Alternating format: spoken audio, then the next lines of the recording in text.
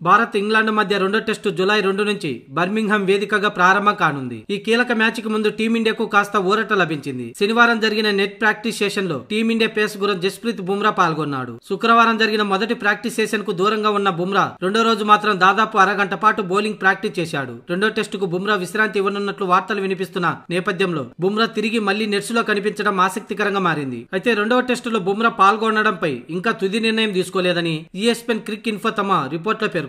Series కు ముందే బుమ్రా కేవలం 3 మ్యాచ్ల్లో మాత్రమే ఆడతాడని టీమిండియా మేనేజ్మెంట్ స్పష్టం చేసింది. కానీ ఏ మ్యాచ్లకు అందుబాటులో ఉంటాడన్న విషయాన్ని మాత్రం వెల్లడించలేదు. ఒకవేళ రెండో టెస్టుకు బుమ్రాకు విశ్రాంతినివ్వాలని టీం మేనేజ్మెంట్ భావిస్తే వారి నిర్ణయాన్ని మార్చుకునే అవకాశం ఉంది. ఎందుకంటే తొలి టెస్టులో ఓటమి పాలైన భారత్ కు బర్మింగ్హామ్ టెస్టు చాలా కీలకం. ఈ మ్యాచ్ లో గెలిస్తే సిరీస్ 1-1తో సమం అవుతుంది. అదే ఓడితే 0-2తో టీమిండియా వెనకబడిపోతుంది. కాబట్టి రెండో టెస్టులు ఆడించి బుమ్రాకు మూడో టెస్టుకు విశ్రాంతినిచ్చే ఆలోచనలో గంభీర్ అండ్ కో ఉన్నట్లు సమాచారం. బుమ్రా విషయంలో మరి ఏ నిర్ణయం తీసుకుంటారో 3 రోజుల్లో వేచి చూడాలి. కాగా రెండో రోజు ప్రాక్టీస్ కు టీమిండియా కెప్టెన్ శుభమన్ గిల్, యశస్వి జైస్వాల్, రిషబ్ పంత్ దూరంగా ఉన్నట్లు తెలుస్తుంది. అయితే ఈ ప్రాక్టీస్ లో మాత్రం భారత జట్టు ఫీల్డింగ్, ఫిట్నెస్, డ్రిల్ పై ఎక్కువగా దృష్టి సారించారు.